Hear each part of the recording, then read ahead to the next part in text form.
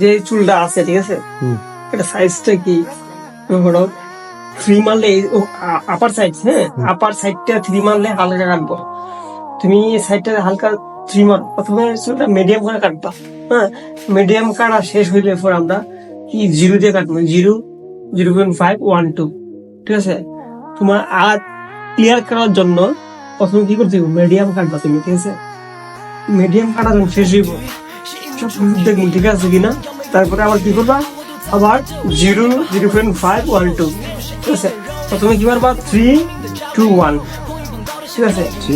আপার size তুমি আপার size তুমি 3 মারবা, হ্যাঁ এতটুকু 3টাও তুমি উঠাইবা, ঠিক আছে। 3টা তুমি উঠাইবা, 4 উঠাইবা, এই লেভেলে 3টা উঠাইবা। উঠানোর পরে আবার তুমি এখান থেকে 3টা দুটো উঠাইবা, 2 মারবা দুটো, একজাস্ট করে পরে 1 মারবা দুটো, ঠিক আছে। এই জায়গার মধ্যে কি হইব, 3টা লেয়ার থাকবো, 3, 2, 1, ঠিক আছে।